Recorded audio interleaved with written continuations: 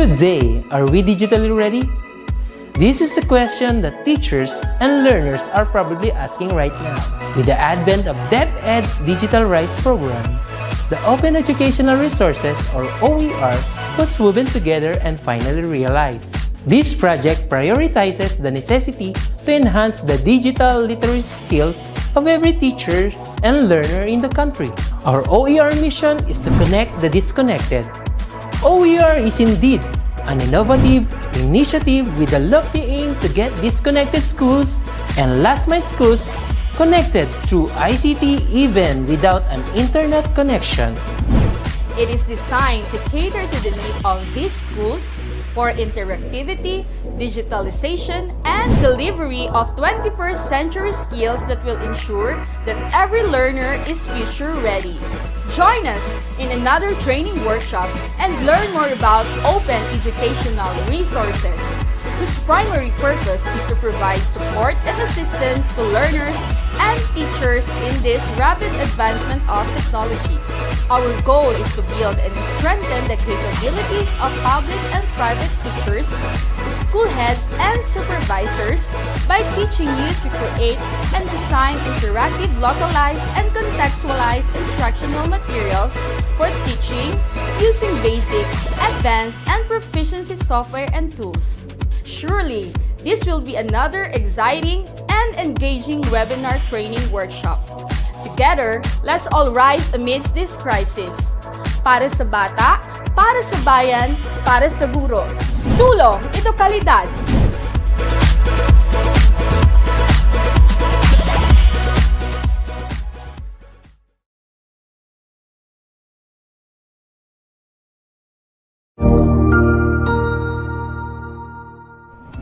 Magandang araw! Sir Wilbur po, at your service. Narito ang ETUlay upang gabayan ka sa inyong pag-aaral upang lubos na maunawaan ang iba't ibang paksa o subject. Ang ETUlay ay isang free online tutorial class na pinangungunahan ng DepEd Educational Technology Unit sa pamumuno ni Undersecretary Elaine Del P. Pascua. Ang programang ito ay hindi lamang para sa mga bata, kundi ito rin ay magsisilbing gabay sa mga magulang at mga guro kung paano nila ituturo o gagabayan sa bawat asignatura ang kanilang mga anak o mga estudyante. Sa kasalukuyan, ang self-learning module mula sa rehiyon ng Calabarzon at kilala sa tawag na pivot ang ginagamit sa ating ETUlay online class. Kaya ano pang hinihintay ninyo? Ihanda na ang inyong mga ballpen o lapis, papel o kwaderno at samahan kaming itulay ang pagkatuto para sa bawat batang Pilipino. Sama-sama tayong magtutulungan para malampasan ang mga hamon sa panahong ito. Halina't matuto kasama ang inyong online tutor sa oras na ito.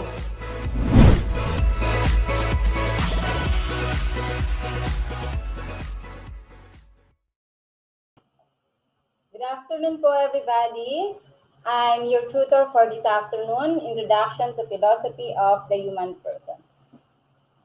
First of all, gusto ko muna i-greet ang aming SDS ng Olongapo City, si Madam Lailani Samson Cunanan. Hello po sa inyo sa lubong SDO po ng Olongapo City at sa aking mga kapaguro po ngayon na nasa New Cabalan National High School. Ganon din po yung mga students po natin, yung mga learners po natin at mga ka-teachers ko rin po na nanonood po ngayon.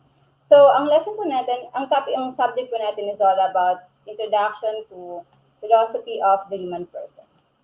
So, nasa quarter 3, week 1 na po tayo.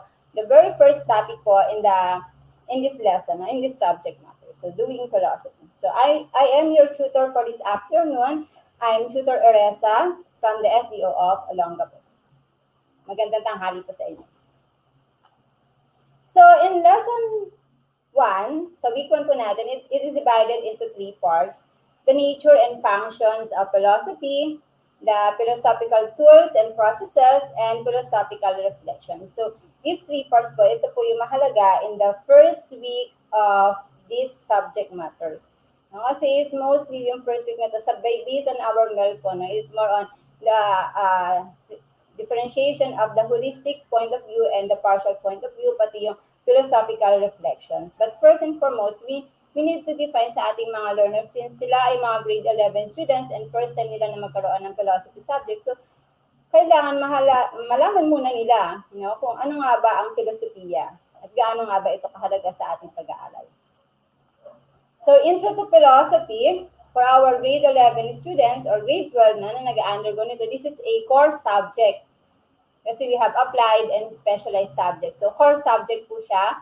So, meaning, lahat po kung open siya this quarter, so buong grade 11, merong introduction to philosophy or kung grade 12, meron siyang intro to philosophy. So, for quarter 3, week 1, are you ready na po ba? So, sa mga learners natin, ready your pen and paper, your learning modules na hawak po ninyo for this week. And of course, your peace of mind and hearts. And if you have some comments and reactions, I'm watching now in the DepEd Philippines ko para po ma-check kung meron po kayo mga queries. So, what is philosophy? Lagi yung katanungan. No? Pagdating sa philosophy, ano nga ba ito? At sino ba yung mga important persons when it comes to this topic? But first of all, let's check muna these pictures. Yung picture sa Tagalog po sa Google. So, ano yung nakikita nila sa larawan? Sabi rito ng isa, it's a snake. Sabi, it's a spear. It's a fan. It's a wall. It's a rope. Or it's a tree. So, what do you notice from the pictures? Ano yung nakikita natin? Did anyone get the correct answer? Yes or no? Actually, dun sa mga sumagot, dun sa pictures na yan, wala namang nakakuha ng tamang sagot, no? Kung ano nga ba talaga ang imahe na yan. Although it is an elephant, sabi nga nung anak ko kanina, Mommy, it's an elephant. Sabi ko sa kanya, yes, I know, baby. Pero yung mga people na yan, they didn't get the correct answers na it's an elephant because it's a wall, it's a rope, sabi nila. So why or why not? Bakit hindi nila nakuha yung correct answers? And what does this picture imply about our effort to understand the realities of life or answer our perennial problems? So in the study of philosophy, for this course matter, it is really all about questions and answers. And since by now, we already asked a lot of answers and questions, hundreds of answers in our life experiences. So I think we are already prepared now to take our philosophical journey dito sa lessons na to. So sa philosophy, there are 3 basic questions na napakahalaga. Where am I? How do I know it? And what should I do? Okay. So how do I know it? Where am I? Lagi natin tinatanong yan, no? Kung titingnan natin, asan ba ako? Andito ako sa loob ng bahay namin. Okay, andito ako sa Olongapo City. Paano ko nalaman yan? How do I know it, no? Obviously, however, to answer these questions, another questions, no, needs answering yun nga. How do I know it? No? How can I discover it? Or how do I know it? Should you ask as strangers for directions? Minsan, pag pumunta tayo sa isang lugar, lalo na pag naliligaw na tayo, sasabihin natin, where am I? Another question, paano ko malalaman na naliligaw na ako, no? So, ano yung gagawin mo pag naliligaw ka na? Will you ask questions from strangers? Will you take a bus or a jeepney or waiting for someone to fetch you, no? So, these philosophical questions, 3 basic philosophical questions, no? Hindi natin nare-realize, but we are already doing philosophy when we are answering these 3 questions. The reason is that these 3 questions are the primary questions of philosophy. So let us now take our attention to the nature and functions of philosophy. First, ano nga po ba ang definition ng philosophy? No? Basically, philosophy is defined as the love of wisdom. It came from the 2 Greek words, philos, meaning love, and sophia, meaning wisdom. So, the love of wisdom, the love of knowledge, and everything. Kaya nga kapag may mga nagtatanong, Ma'am, anong tinuturo mong subject? Sabi ko, philosophy. Ay, Ma'am, magaling ka, no? Genius ka siguro, Ma'am, no? Sabi ko naman sa kanila, hindi. Kasi, basically, philosophy, if you have a lot of questions on your mind, you're already doing philosophy ka ako sa mga estudyante ko. But naturally, no? Philosophy is the love of wisdom. Lahat naman tayo, we love wisdom, we love knowledge, we love everything. No? So, saan ba nag-origin ang philosophy? So, good afternoon sa mga students na nanonood. No? Sa origin of philosophy, based sa ating modules na hinahawak kayo, na yung pivot, the birthplace of philosophy. Traditionally, philosophy is defined as the love of wisdom, and its birthplace is in Greece. No? To be more precise, it is the ancient Greek city of Miletus in the western coast of what is now called Turkey that gave birth to philosophy. So si Thales is the father of philosophy in the Western civilization. So sa kanya nag-originate yung philosophy. What made Thales a philosopher is his desire to know the ultimate stuff that makes up the different things we perceive. You see, when we look at the world, we encounter different things, people, trees, clouds, mountains, rivers, etc. Now, si Thales believed that despite the different things we encounter, there is one underlying stuff or substance of which everything is composed. Thales believes that there is one in the many, and Thales was the first individual who tried to reduce the multiplicity into a unity. But of course, since Greece is more on devoid of gods and goddesses, the old religions of Greece, it is completely for Thales, but his explanations in philosophy is more on a natural phenomena. So, in philosophy, there are different branches siya. Para din siyang pag-aaral ng these and DS. They have different branches of philosophy. So, the first one is what we call the metaphysics. Metaphysics deals with questions regarding reality and existence. And next is epistemology. It discusses the nature of knowledge and knowing. The first two branches, of philosophy, the metaphysics and epistemology, is what we call the cognitive branches of philosophy.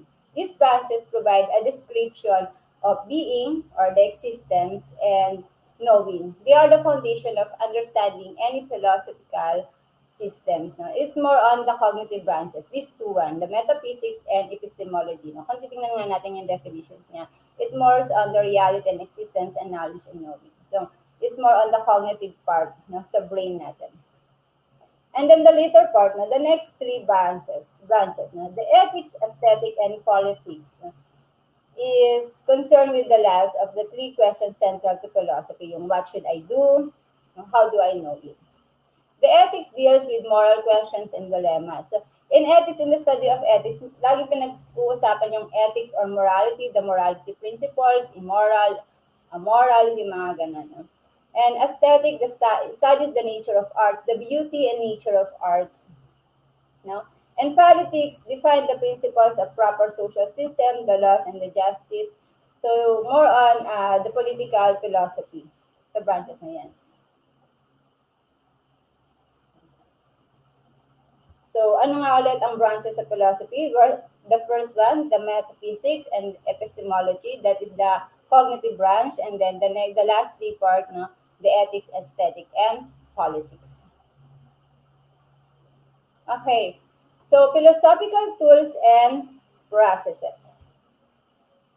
There are two important things in the study of philosophy. The first one is the philosophical questions. Philosophy was born because of ignorance. If one is ignorant, he asks questions, and if he keeps on questioning, the more knowledge he acquires. Actually, we as an individuals, we have a lot of questions in our mind.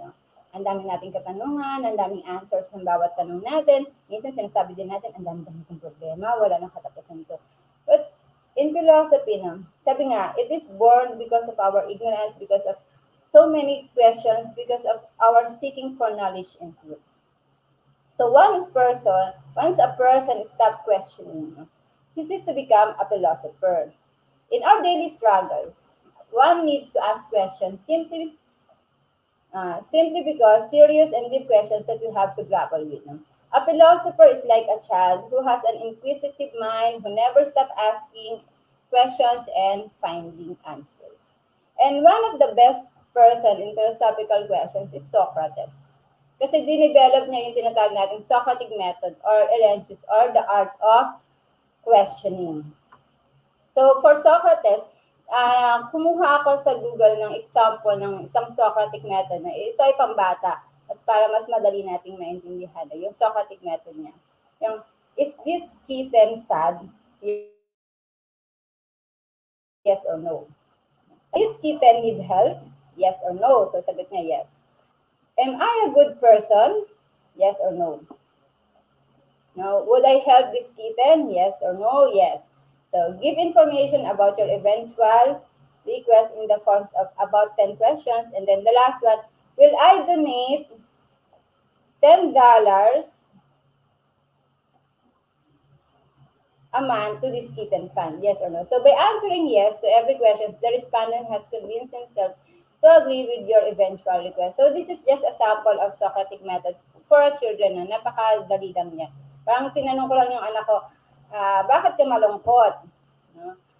Yes or no? Malungkot ka ba? Yes or no? Bakit ka malungkot? Diba? Sinong dahilan kung bakit ka malungkot? Parang ganun lang siya. The art of questioning and Socratic method. So, next one, another tools that we use is the logical reasoning. It is the process of thinking about something in a logical way in order to form a conclusion or judgment. In logical reasoning, famous na famous dito yung triumvirate philosophers natin. Si Socrates, si Plato, and si Aristotle. Napaka-famous nila when it comes to logical reasoning. And actually, pag sinabi pag diniscuss mo ang philosophy, yung tatlong ito ang madalas nating nababanggit na si Socrates, Plato, and Aristotle. Okay? So, Greek philosophers, especially si Aristotle, philosophy is about answering questions. Reasoning is the method we use in doing philosophy. For the triumvirate philosophers. Okay. After the two philosophical tools, the philosophical questions and the logical reasoning, another important thing in doing philosophy is philosophical reflections. Kasi why do we need philosophical reflections? This is an activity that requires a person to examine his or her thoughts, feelings, and actions and learn from his or her experiences. We as a learners or teachers, nagkakaroon ba tayo ng reflection? Actually, reflection, sa panahon ngayon ay gamit na gamit natin itong reflections. Kasi sa lahat po ng subject matters natin, even in my specialized subjects, tsaka sa mga core subjects na hinahawakan ko, at the latter part of my subject, lagi nandoon yung reflections. Kasi gusto nating malaman ano ba yung natutunan ng learners natin dun sa module na ibinigay natin. Actually, in our life, napakahalaga ng reflection. Sa bawat ginagawa natin sa buhay natin, nagkakaroon ba tayo ng self-reflection natin or personal reflection? Tinitingnan ba natin yung sarili natin? In a way, kung tama ba yung nagagawa natin, yung mga decisions ba natin, tama ba yung mga yun? No? In philosophy, philosophical reflection, it is important na ma-examine natin yung mga thoughts, feelings, and actions natin. And we need to learn from those things. Kasi sa reflection dun tayo natututo. Always remember na so may kasabihan nga tayo, experience is the best teacher. And paano natin malalaman that experience is the best teacher if we don't do reflections? Kaya nga reflection is important. Kasi malalaman mo lang na yung na-experience mo, ay may natutunan ka dun if you do reflections. Kasi may isang philosophers doon sa triumvirate ang nagsabi nga, unexamined life is not worth unexamined life is worth it kapag mayroong kang self-reflection. Okay. In philosophical reflections, there are two important things. Primary reflection, sa mga may hawak ng module ng pivot, we do, ang words na ginagamit niya is the primary reflection. But for my class, kasi ngayon ongoing din ang philosophy class ko na, primary reflection sa ating libro, this is the partial thinking of a partial point of view. Primary reflection, the ability to think logically and ability of the mind to construct and evaluate arguments. It examines its object by abstraction, by analytically breaking it down into its constituents parts. Gaya nga nabanggit ko kanina, sa mga may hawak ng book ng philosophy. Kasi here in our SDO, ang ginamit kasi namin yung book kasi napakarami ng book na binigay ng DepEd. So, at napakaswak na swak siya sa module natin ngayon. And primary reflection or the partial thinking, partial point of view. Ito yung hinahati-hati natin. Kung kumbaga sa isang malaking pizza, sa isang buong pizza pie, hinahati-hati natin iyon. Yung binibake nito into pieces. Okay? Paano siya? For example, nasaktan ka niya kung sino man nanakit sa'yo. No? In primary reflection, iisipin mo muna, bakit ka nga ba nasaktan?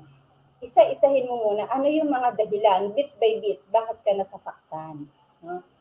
So, or partial thinking muna. No? Another point in philosophical reflection, no, is the secondary reflection, or what we call the holistic point of view. Dito tinitingnan na natin yung bigger pictures of reality. Ayun nga, nasaktan ka.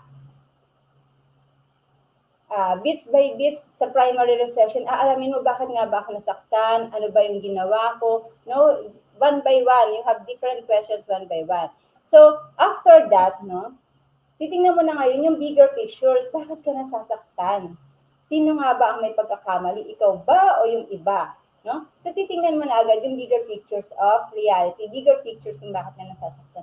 So, in secondary reflection, it's more on the holistic part or the holism, the holistic point of view ng ating reflections. Kaya in reflection, these two important things is kailangan natin ginagawa. The partial reflections, the primary reflections are what we call the partial thinking or partial point of view. And then the secondary reflections or what we call sa mga may hawak na book, it is the holistic thinking or the holistic point of view. Ginagawa ba natin to? Ako, later nakakalimutan ko minsan, no? Kasi syempre, sa dami na nang ginagawa mo, minsan nakakalimutan ko na ang holistic thinking, holistic thinking na lang ako, minsan nagkakamali ako sa mga decisions ko, kasi holistic point of view agad ako, tinitingnan ko kaagad yung bigger pictures No? Pero pag tiningnan ko pala bits by bits the reason bakit kailangan kong magalit or bakit sino nga ba ang may fault, no, is a primary reflections or partial thinking. So mahalaga ang partial thinking before you conclude to holistic, no, or secondary reflections. So we have an activity. Sa mga learners natin, pag mga ganitong reflections, how can reflections help you solve the problems? Pag mga situational siya mga anak, walang mali sa mga sagot natin, no? Because answers may vary kung titingnan niyo sa likod ng key answers. Kasi si teachers magdidepende ito sa rubrics na ibibigay niya sa inyo. So let's have this one activity. How can reflection help you solve the problems? You heard that one of your friends was hurt in a fight with some students from a nearby school. Your other friends approached you saying that they want you to go with them after class to look for the students who hurt your friends. So what will you do, no? And how can reflections help you solve the problems? First thing foremost, sa mga students ko na sumagot na dyan, yung iba, sasabihin nila, nilalagay nila sa writings nila, they will go, but then they will report it first to the authority, no? That someone hurt their friends and they need company. Some naman, yung mga gangsta kong estudyante rin, sabihin nila, pupunta sila kasi kailangan ng friends sila ng tulong. Makiki-fight din nila sila. So in reflection, mahalaga na tingnan natin, how are we going to solve the problems? No? Pero my dear students, ang the best answer dyan is you need to report the incident to the authority. It's either to the school, kung sa school nangyari yung incident, kung sa barangay or someone. Kasi hindi maganda na kapag nag-away ang mga estudyante, no, ay tutulong kayo para makipag-away doon. Then, ang problema ay hindi ma-resolve ng another problem. So, kailangan nyo ng help. So, always ask for help from the authority or from someone na mas matanda sa inyo. Pag ganyan mga away na kailangan na ng school authority yan. Kung may guard, help agad kay guard, o kaya kapag nakita nyo agad yung isang teachers, ask for assistance agad. Huwag kayo yung basta-basta tutulong na lang sa mga away kasi mahirap na, no? Another questions? May questions po ba? Okay. So, thank you po sa mga nanonood ngayon, sa ating mga viewers. No? So, let's have a quiz, no? Quiz time. Number 1. It is an activity that requires a person to examine his or her thoughts, feelings, and actions and learn from experiences. So, yung assessment na to, nasa module po ito ng pivot. Kaya, pwede po natin maging guide po to. So, the answer for this is letter A, reflection. Next question. What is the science and art of correct thinking? A, ethics, B, aesthetics, C, metaphysics, or D, logic. Oh, may sumagot si Dana din. Tama siya kanina. No? Tingnan natin sa number 2. The answer is letter D, logic. Sa mga may hawak ng book yan, makikita niyo yung mga words na yan. Very good sa ating mga nanonood. Number 3. The type of philosophical reflection which trains the mind to think logically. Also, it is the ability of the mind to construct and evaluate arguments. Secondary reflection, tertiary, primary, or letter D, all of the above. The answer is letter A. Tama sila. Marami nakatama. Number 4. One of the triumvirate Greek philosophers who pioneered a method of argument called dialectic. Dialectic is also known as elenchus or the art of questioning or Socratic method. The answer is letter B. Si Socrates. So, hindi ko pala nabanggit. Another term for Socratic method is elenchus or the art of questioning or dialectic method approaches. Okay, number 5. It is considered as the process of thinking about something in a logical way in order to form a conclusion or judgment. The answer is letter A. Ay, maraming nakatama sa ating mga viewers. Number 6. In our daily lives, we encounter events, situations, or issues that we need to ponder and think deeply. This activity, which requires a person to examine his or her thoughts, feelings, and actions and learn from experience, is related to the concept of A, philosophical reflection, B, philosophical questioning, C, philosophical wondering, or letter D, philosophical reasoning. The answer is letter A, philosophical reflection. Very good sa mga nakatama. Si Cindy Gonzaga, hello, tama yung mga sagot mo. Okay, marami pong nakatama. Okay. So, number 7. This is a situational. Imagine that you are in Boracay walking with Thales. He is convincing you that the only reality is water. Would you believe in him? A, no, because I had my own belief. B, yes, because Thales belongs to the school of monists, which believes that only one kind of stuff exists. Letter C, either yes or no, I will have my own investigation that is based on the data and reason presented. Or letter D, neither yes nor no until it is proven true. So the correct answer is letter A, no, because I had my own belief. Number 8. According to Gabriel Marcel, this type of reflection enables us to look deeper into our experiences and see the bigger pictures of reality or the holistic point of view. Okay? A, secondary reflection, B, tertiary reflection, C, primary reflection, or letter D, all of the above. The answer is letter C.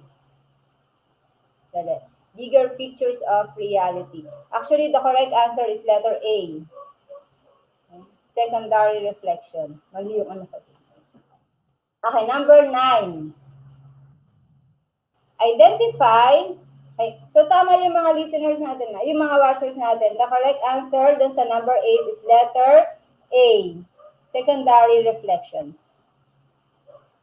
Number 9. Identify which statement describes the difference between holism and partial thinking. Okay? Yung binabanggit ko kanina, the holistic point of view and the partial point of view. A, holism is a perspective that looks at the big pictures, while partial thinking focuses on the specific aspect of the situations. B, holism is a perspective that looks at the specific aspect of the situation, while partial thinking looks at the big pictures. Or letter C, holism requires us to focus on a certain aspect of the problem, while partial thinking requires us to have an open mindset. Or letter D, all of the above. So the correct answer is Letter A, because always remember that holism or holistic point of view is always looking at the bigger pictures, while the partial thinking, ito yung bits by bits na specific aspect of the situation. Sabi ko nga, parang isa siyang pizza pie. Pizza na yung buong pizza, yun yung holism. Yun yung holistic thinking. While kapag hinati-hati mo na yun, that is the partial thinking. Number 10, according to the importance of studying philosophy, what can it offer us? A, know the different philosophers and their philosophies in life. Letter B, see the downs and lows in the development and history of philosophy. Or letter C, survey the achievements of the different philosophers in various periods of history. Or letter D, enhances our minds, understand what we encounter every day, and value our judgment. So the correct answer here is letter D. It enhances our minds, understands what we encounter every day, and value our judgment. Kaya napakahalaga po ng pag-aaral ng filosofiya. No? Hindi po porket para lang ito sa mga matatalino or whatever. No? Ako actually sa senior high school, wala naman tayong subject na kagaya ng sa junior high at elementary na edukasyon sa pagpapakatao. Kasi kung titingnan natin sa filosofiya, naka-incorporate na doon ang ating edukasyon sa pagpapakatao. Kasi napakaganda po ng module ng philosophy, napakaganda ng lesson sa philosophy. Kasi it focuses on the values of life, kung paano natin i-value yung life natin, kung ano yung mga different questions and reasonings natin and answers natin sa buhay natin. Kaya sa mga learners natin ngayon, mga anak, lalo na yung mga grade 11 ko dyan, no? The yung C, yung nakikinig yung A and B. So, napakagandang basahin niyo yung hawak ninyong libro, yung hawak ninyong module, kasi marami po kayong matututunan sa pag-aaral ninyo ng filosofiya. Hindi lang sa mga different philosophers, but your life. No? Kung paano ninyo i-value yung sarili niyo, kung paano ninyo i-value yung importance ng mga paligid natin, our natures, no? And everything. So, if you have comments and suggestions, email us as edtech@deped.gov.ph. Sa mga viewers po natin ngayon, maraming salamat po sa mga nakinig at nanood. Hello po sa aming SDO Olongapo City. Sa EPS po namin ng Social Science, si Ma'am Edwina Espiritu nanonood ata siya ngayon. Hello, Ma'am. So, thank you po. That's all. Magbuhay po.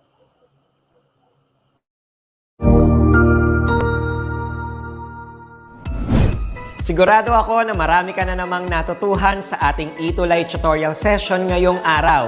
Tandaan, ito ay hindi lamang para sa ating mga mag-aaral, kundi pati rin sa ating mga minamahal na guro at mga magulang na kaagapay natin para maituloy ang pagkatuto sa kabila ng nararanasang pandemya. Patuloy ding sumubaybay sa DepEd TV para sa mga araling ginawang video episodes. Mapapanood ito mula Lunes hanggang Sabado, alas 7 ng umaga hanggang alas 7 ng gabi sa inyong mga telebisyon.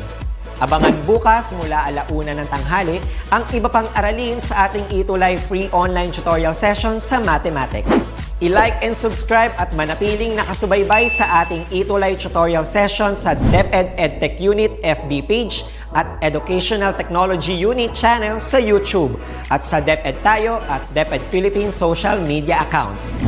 Paalam!